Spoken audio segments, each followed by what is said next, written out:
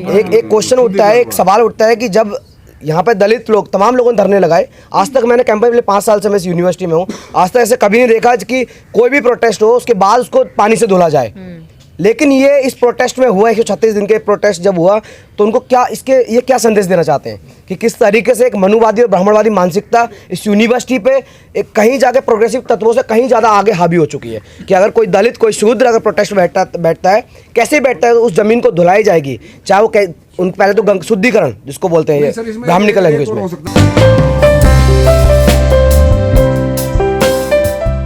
Delhi university के gate number 4 पर लगातार धरना जारी रहा, प्रोटेस्ट जारी रहा डॉक्टर रितु सिंह का।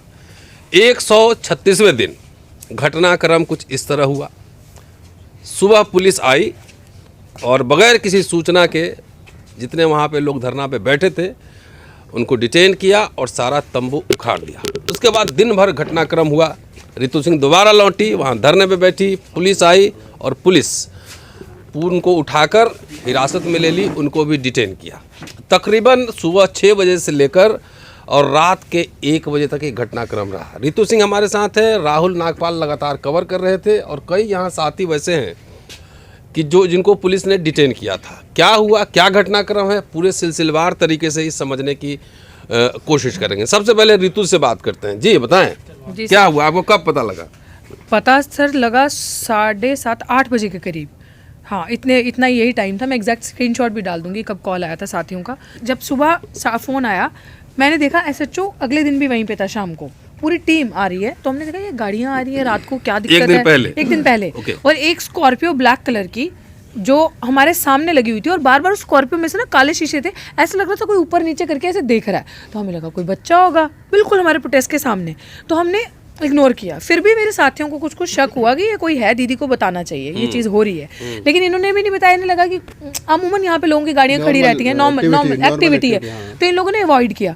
एक लड़का रात को ABVP का आशुतोष को धमकी देके जाता है, फिंगर दिखा के जाता है मिडल, और वो चला गया वहाँ से। देन वो उसने कॉल भी की कि तुझे तो मैं देख लूँगा। ये रात के 10:30 बजे की घटना, आशुतोष जी 10:30 बजे की घटना है। एंड उन्होंने उनको कॉल करके धमकी भी दी। अब आप यकीन मानिए सर कि जब 3:30-4 बजे के करीब मैं वहाँ से गई हूँ, शायद इनको तब पता नहीं चला कि मैं गई हूँ फ्रेशन अप वगैरह होने के लिए। मुझे लगा सुबह जल्दी आ जाऊँगी क्योंकि हमारा प्रोग्राम एक्टिविटीज़ थी, तो मैं 10 बजे तक आ जाऊँगी। इतनी देर में क्या हुआ, इन्होंने देखा कि पहले टाइम नोट किया कि कहीं ऐसा ना हो कि भाई हम रात में भी वापस आ जाते हैं, इधर उधर होते हैं, आसपास वॉक कर रहे। इन लोगों ने टाइम देखा कि वॉशरूम में भी नहीं है, पूरा इंस्पेक्शन किया। और सबसे बड़ी बात, उन्होंने आशुतोष को भी देखा क्योंकि आशुतोष लाइब्रेरी में पढ़ता है, आगे पीछे रहता है। और उन्होंने देखा कि कोई स्टूडेंट लीडर कोई और यहाँ तो नहीं। उन्होंने देखा सफा चक्का, ये भी नहीं थे उस दिन में वहाँ पे। जब उन्होंने देखा कि मामला बिल्कुल क्लियर है और ये लोग सोए हुए हैं नींद में, वहाँ से जब इनको डंडों की आवाज़ आई तो एक साथी हमारा राम सिंह है, वो उठा हुआ था हल्की सी, मतलब वो अपना दूध गर्म कर रहा था। उसने देखा आके डंडे ये वो फेंक रहे हैं, बाबा साहब की फोटो। वो चिल्लाने लगा कि बाबा साहब की फोटो कैसे फेंकी आपने। इतनी देर में क्या हुआ, हमारे सोए हुए साथियों को ये है पीछे राम सिंह, ये है बालमुकुंद जी हैं, वो भी सारे साथी खड़े हैं। 5 साथियों को अरेस्ट करके सुबह से लेकर शाम तक रखा। और इससे भी एक अजीब बात सोचिए कि किसी गरीब रिक्शा वाले को आप कैसे पूरी रात डिटेन कर सकते हैं। वो रिक्शा वाला, क्योंकि हमारे तंबू में ना सर बहुत छेद हो गए थे, उन छेदों से ओस नीचे गिरती थी, पूरा गंबल रात को सोते समय सब गीला हो जाता था। तो हमने एक दिन पहले थोड़े बड़े बड़े बांस बम्बूज मंगवाए थे टेंट को पक्का करने के लिए, ऊपर बड़ी तरपाल डालने के लिए। वो रिक्शा वाला जो डंडे लेके तंबू लेके आ रहा था, उसको पुलिस ने, मोरिस नगर पुलिस स्टेशन ने रोक लिया और पूरी रात, हमें नहीं पता, उसका फ़ोन स्विच ऑफ कर दिया, उसको डिटेन रखा। हम फ़ोन कर रहे हैं, उसके जो दुकान वाले हैं वो फ़ोन कर रहे हैं, सब परेशान, उसको पूरी रात डिटेन रखा। अब सिचुएशन देखिए कि ये कितनी बड़ी गुंडागर्दी और चोरी हुई है, आप सबके सामने बता रही हूँ। मेरा वहाँ नहीं होने का फ़ायदा उठाया, ये देखा कि डॉक्टर तू कब जाती, क्योंकि अगर मैं वहाँ होती तो मैं नोटिस मांगती, मैं वहाँ होती तो मैं पूछती ये क्यों किया। मैं वहाँ नहीं थी। जो हमारे साथी हैं उनको सोए हुए जिप खोला और कॉलर से पकड़ा। आप सुनिए इनकी कहानी, इनके मुंह। बताओ क्या हम लोग 5 व्यक्ति जो थे, रात को हम लोग सोए हुए थे, करीबन 10 बजे के आसपास। डॉक्टर रितु जब तबीयत उनका ख़राब हो गई तो वो अपने रूम चली गई। तो हम लोग 5 लड़के थे, हम थे और तोमर जी थे और 3 लड़के और साथी थे। तो हम लोग 5 व्यक्ति जो रात्रि सोने के बाद एक व्यक्ति उठे और हम लोग तंबू में अंदर में सोए हुए थे। अचानक पुलिस आया और हम लोगों को कलर पकड़ते हुए घिसाड़ते हुए वहाँ से हमको निकले। वो करीबन 7 से 8 के बीच में, और बहुत भारी संख्या में पुलिस लोग आए। सारा और सामान ले गए? पूरे संख्या पे आए, तंबू से हम लोगों को निकाला, और जो बाबा साहब का प्रतिमा थे, जो भगवान बुद्ध की जो प्रतिमा थे वहाँ, वो सब को निकाल करके ज़मीन पे पटक दिया वहाँ। और हम लोगों को पकड़ते हुए पूरे इस तरह करके घिसते हुए हम लोगों को उठा के लेकर के जाते हैं। मैं झारखंड से हूँ, मेरा नाम है मनोज झाड़ी। अच्छा जी सर, हम सोए, हमारे साथी सभी लोग सोए हुए थे।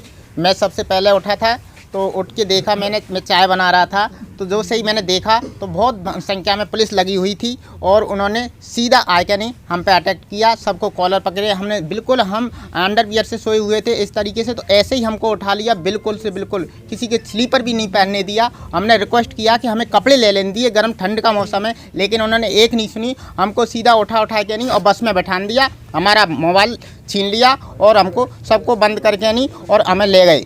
कहाँ ले गया, कुछ पता लगा? हाँ, वो बुराड़ी थाने में हम लोगों को ले गए, और ले जाने के बाद अंदर ही हम लोगों को बंद रखा गया। कुछ देर के बाद 2-3 घंटा के बाद पता चला कि मैडम लोगों को भी 2-3 घंटा से ज़्यादा हो गया था, क्योंकि हम लोगों के पास ना मोबाइल था ना घर ही था, तो हम लोग टाइम भी नहीं देख पाए। तब वहाँ बहुत सारा भीड़ हुआ, तो प्रशासन एक बैग बोला कि हाँ गेट पे भी बहुत लोग आ गए हैं। हम लोग तुम लोगों को कितना बजे रात में छोड़ा? हम लोगों को वहाँ से लगभग तुमको भी डिटेन किया था? जी।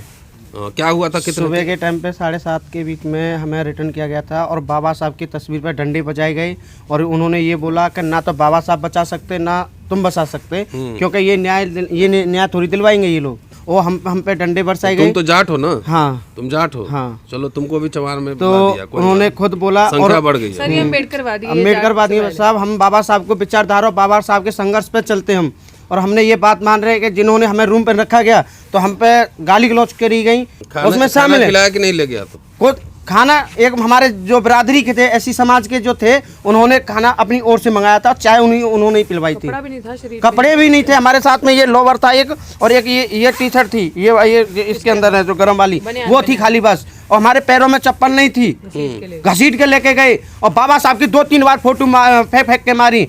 जब मैं रीतू का मेरे पास फ़ोन आया, मैं एयरपोर्ट से बाहर निकला था, नागपुर से आया तो फ़ोन आया कि भाई ऐसे बात होगी, तो मैं फिर दिल्ली यहाँ आया तो यहाँ कुछ नहीं था, मतलब बिल्कुल सपाचट था, कुछ भी नहीं वहाँ पर, मतलब लग ही नहीं रहा था कि यहाँ पे कभी कुछ हुआ है, बिल्कुल क्लीन था, नीट एंड क्लीन। तो वहाँ से हम लोग, फिर हम रीतू से संपर्क किया, फिर रीतू वहाँ पर तमाम लोग पहुँचे, पत्रकार पहुँचे, एक्टिविस्ट लोग पहुँचे, फिर वहाँ पर बैठे, पुलिस के साथ झड़प हुई, पुलिस ने हटाने की कोशिश की।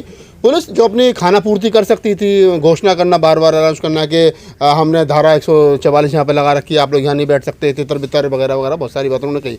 आशुतोष, रीतू और तमाम जो लोग थे, उन्होंने पुलिस से कहा कि आपने कब इसको यहाँ पे मतलब धारा 144 लगाई, हमारा धरना उठाने से पहले आपने नोटिस क्यों नहीं दिया, हमें बताया क्यों नहीं, ऐसे कैसे हो गया।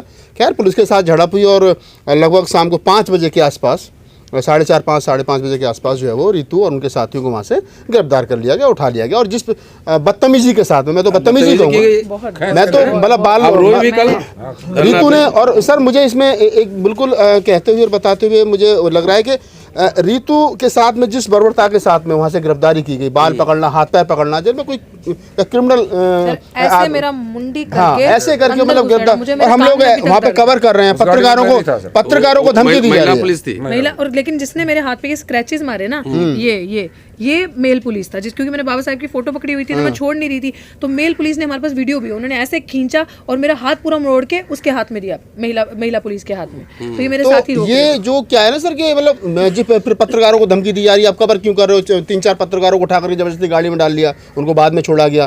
तो ये जो पूरा घटनाक्रम रहा है, और मैं सबसे ज़्यादा इसमें समाज को भी दोषी मानता हूँ कहीं ना कहीं, कि रीतू ने 9 बजे कॉल की कि आप, मैं यहाँ पर अकेले हूँ, आप लोग आइए, लेकिन जो समाज के ठेकेदार और समाज के अपने आप को अम्बेड करवा दी, और जो छोड़िए, नहीं फिर भी वो इसलिए कहना जरूरी है कि लोगों को मैसेज भी जाना चाहिए कि अगर वहाँ पे 500-1000 आदमी इकट्ठा हो जाते तो मैं ये कह सकता हूँ कि आंदोलन नहीं हटता, लेकिन लोग वहाँ नहीं पहुँचे। बार बार अपील के बाद में 9 बजे से लेकर के शाम को 5 बजे तक 8 घंटे तक अपील करने के बाद में वहाँ इतने भी आदमी नहीं पहुँचे कि हम पुलिस से जवाब कर लें।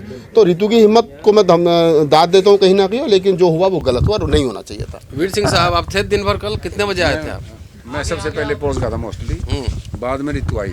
हाँ, तो मेरी काफ़ी झड़प हुई पुलिस से। SHO चूँकि मुझे जानता है, मेरे साथ काम कर रखा है, मैं बोला जी आपने बहुत गलत किया है, ये डकैती डाली है। जैसे मुझे पता लगा, मैंने 100 नंबर पर फ़ोन कर दिया था पहुंचने से पहले ही कि हमारे धरने से सारा सामान हटाया गया है, डकैती हुई है, हमारे 5 आदमियों का किडनैप कर लिया गया है, वो कहाँ हैं, रितु की जान को खतरा है। ये चीज़ें मैंने 100 नंबर पे बताई। आने के बाद तो एसपी साहब मिले, मगा जी आपने तो ये सारा गैरकानूनी काम किया है, डकैती डाली आपने, हमारे बच्चों का किडनैप किया है, कौन सी अथॉरिटी थी आपके पास, क्या बिगाड़ने थे आपका, ये शांतिपूर्वक प्रोटेस्ट चल रहा था ना, आप कानून से बंधे हुए हो, आप बाबा साहब के संविधान से तनख्वाह लेते हो, आपने रिजाइन कर देना चाहिए था। अगर आपके ऊपर दबाव है तो आपने रिजाइन कर देना चाहिए, क्यों पर रखी वर्दी। सुबह 4 बजे मैं गया आर्ट्स फैकल्टी से अपनी स्कूटी खड़ी करके, एक भैया की स्कूटी थी, तो उस वक्त मैं निकल गया, लाइब्रेरी से निकला, 11 बजे लाइब्रेरी, 11 से 4 बजे तक लाइब्रेरी में था। 4 बजे मैं वहाँ स्कूटी खड़ी करके फ्लैट पे चला गया वॉक करते हुए एक दोस्त के साथ। तो मैं तो सो गया था। सुबह 10 बजे के वक्त जब मैं उठा, मेरा फ़ोन देखा, बहुत सारी मिस कॉल पड़ी थी और फ़ोन चार्जिंग पर लगा था अलग। तो अचानक से मेरे रूममेट बोलता है कि तुम्हारा धरना हटा दिया। तो मैं भागते हुए वहाँ से आया, देखा तो पूरा धरना एकदम, मतलब ऐसे लग रहा था यहाँ कभी कुछ हुआ ही नहीं था। उसके बाद उसको पानी से धुला जा रहा था, उस पर झाड़ू लगाई गई, पानी से धुला गया। इसमें ये दलित लोग बैठा था तो वही बात, एक क्वेश्चन उठता है, एक सवाल उठता है कि जब यहाँ पे दलित लोग, तमाम लोगों ने धरने लगाए। आज तक मैंने कैंपस में 5 साल से मैं इस यूनिवर्सिटी में हूँ, आज तक ऐसे कभी नहीं देखा कि कोई भी प्रोटेस्ट हो उसके बाद उसको पानी से धुला जाए। लेकिन ये इस प्रोटेस्ट में हुआ, 136 दिन के प्रोटेस्ट जब हुआ, तो उनको क्या ये क्या संदेश देना चाहते हैं कि किस तरीके से एक मनुवादी और ब्राह्मणवादी मानसिकता इस यूनिवर्सिटी पे एक कहीं जाके प्रोग्रेसिव तत्वों से कहीं ज़्यादा आगे हावी हो चुकी है कि अगर कोई दलित, कोई शूद्र अगर प्रोटेस्ट बैठता है, कैसे बैठता है, उस ज़मीन को धुलाई जाएगी, चाहे वो उन पहले तो शुद्धिकरण जिसको बोलते हैं ये ब्राह्मणिकल लैंग्वेज में। लेकिन ये जरूर किया गया था हमारे सामने, वहाँ पर पानी से लगातार धुला गया। अंदर ऑफेंस है और इस पे कार्रवाई की जाएगी कि आपने दलितों को। अच्छा, आप जो है और कुछ कहना। हाँ, और उसके बाद जैसे प्रोटेस्ट शुरू हुआ, डॉक्टर रितु भी आई, हम लोग गैदर हुए शांतिपूर्वक, अम्बेडकर की तस्वीर और संविधान लेके बैठे। तो कुछ देर बाद जब SHO बार बार बोल रहा है 144 धारा लग चुकी है, उसमें डेट जो नोटिस लगाया था, बड़ा सा नोटिस भी नहीं था, एक प्रिंट करा के लेके आए थे कहीं से, 26 दिसंबर से 22 फरवरी 20 हाँ कुछ भी था, मतलब 26 जनवरी से 26 दिसंबर से लगा हुआ था। मतलब इतने दिन से हमारा प्रोटेस्ट चल रहा था, आप पिछली डेट से लाके नोटिस दिखा रहे हो, बाद में बोल रहे हो कि देखो धारा 144 लग चुकी है। उसके बाद डॉक्टर रितु को वहाँ पर ACP दलित बुलाई, उसके बाद जानबूझ के दलित बुला के, क्योंकि उनके वो पहले कुछ नहीं, तमाम वार्निंग दे रहे थे, धमका रहे थे, तमाम जो हमारे आसपास जो अपने हमारे साथी लोग थे उनको धमका रहे थे, लेकिन हम नहीं हट रहे थे कि हम नहीं हटेंगे जब क्योंकि ये लड़ाई बहुत सामान्य और बहुत न्यायप्रिय लड़ाई है। तो बार बार कहने पर नहीं हटे, तो दलित ACP बुलाई।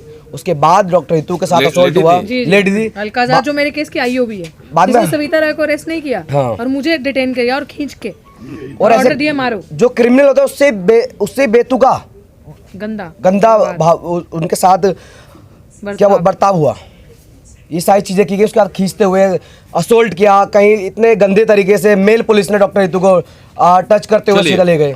आप धरने पे बैठी, आप धरने पे बैठी, आपने पुलिस को क्या, धरने पे क्या पर्पस था, क्या लिख के दिया, कुछ किसी पे शिकायत दर्ज की, FIR कराया, क्या था? जी सर, अभी मैं कल ही मैंने FIR दर्ज करवा दी थी। FIR दर्ज करने के लिए पहले तो कंप्लेन कर दी थी। कंप्लेन करा तो कंप्लेन में ये सारी चीज़ें मैंने लिखी कि जिस तरीके से ये मुकदमा SC/ST एक्ट के अंदर हो रहा है। पहली बात तो आप किसी को सोते हुए धरना पीसफुल प्रोटेस्ट करते इस तरीके से उठा के घसीट नहीं सकते, ये ऑफेंस अंडर SC/ST एक्ट। और वहाँ पे हम शांतिपूर्वक तरीके से बैठे हैं, तो आपको मुझे पहले बताना चाहिए था। डकैती हुई है, मेरे डॉक्यूमेंट्स, मेरा पर्सनल बैग वहाँ पे पड़ा था जिसमें मेरी जिंदगी की जमा पूंजी है, वो बैग चुराया गया वहाँ से, वो बैग वहाँ पे नहीं है। बहुत सारी ऐसी एसेंशियल चीज़ें थी, जी बहुत सारी ऐसी एसेंशियल चीज़ें थी जो वो सारी मैंने लिखा है डकैती, वहाँ से डकैती हुई है सारी चीज़ों की। और उसके बाद मेरे जो साथी हैं, मुझे नहीं पता था कहाँ है उनका अपहरण हुआ है, मेरे लिए तो मुझे नहीं पता वो कहाँ पे है। ऑल ऑफ सडन उनका फ़ोन नहीं मिल रहा, कुछ नहीं मिल रहा, आप उठा के ले गए, वो है कहाँ पे है। तो अब मैंने कंप्लेन दी है और आगे से सुनने में ये आता है कि हम प्रिलिमिनरी इंक्वायरी करेंगे, which means you are again committing an offence under SC/ST act section 18A का वायलेशन, जो कि कहता है no preliminary inquiry, first hand पे आपको FIR रजिस्टर करना है। ये देखो आप कैसे, और आप कहते हो कि संविधान SC/ST एक्ट बचा हुआ है और आपको लगता है संविधान बचा हुआ है। जो पुलिस प्रशासन है वो खुद इलीगल तरीके से काम करी। और आज भी जब हम वहाँ पे गए थे सिंबॉलिक प्रोटेस्ट करने के लिए, तो हमने वहाँ पे गए, हम वहाँ खड़े होकर प्रोटेस्ट किया सिंबॉलिक तरीके से, और प्राचा साहब ने उनसे नोटिस मांगा। What is your future course of action? Definitely we are gonna sit from tomorrow only. कल हमारी कोर्ट के अंदर तारीख है 156(3) की, हम लोग वहाँ पे जाएंगे, we'll tell, put our case in front of the जो भी वहाँ पे जज होंगे उनके सामने बताएंगे कि किस तरीके से बर्बरता से एक फेक फोर्ज जो प्राचा साहब ने बताया हमें कि ये नोटिस वैलिड ही नहीं है, ये नोटिस जो दे रहे हैं ये मनगढ़ंत, ये साजिश के तहत है, इस नोटिस ये इलीगल नोटिस है। उन्होंने सारा एक्सप्लेन किया, जो भी उनकी अंडरस्टैंडिंग है लॉ की, तो उस हिसाब से उन्होंने चीज़ें बताई। अब कल कोर्ट में आर्ग्यूमेंट होगा और बहुत सारे वकीलों को जो भी आपके माध्यम से सुन रहे हैं 30 हज़ारी कल आपको पहुँचना है सुबह 10 बजे, उसके बाद सर कल शाम को ही हम धरने पे आके बैठेंगे। मुझे कोई अचंभा नहीं हो रहा है, मैं इतिहास का छात्र हूँ ना, जितना पीछे देखता हूँ उतना आगे भी देखता हूँ। तो आरएसएस बीजेपी क्या करेगी मुझे पता है, लेकिन इसी में आपका नर्व्स भी जो है ना वो टेस्ट होगा, कितनी रीढ़ है कितनी कुवत है। तो डरने की बात नहीं है, अभी ग्लोबल वर्ल्ड है, संघर्ष जारी रहेगा, जो हुआ वो उसका मुझे कोई अचंभा नहीं। कल के बाद ऐसा लगा कि समाज तो सो रहा है आपका। कोई बात नहीं है, कुछ लोग जगह है ना, आप लोग जगह हैं, आप ही लोग जगा देंगे। हर समय समाज थोड़ी सड़क पे आता है, सबका एक समय होता है, समय पे आ जाता है, जगा लेंगे, आप लोग हैं। शुक्रिया।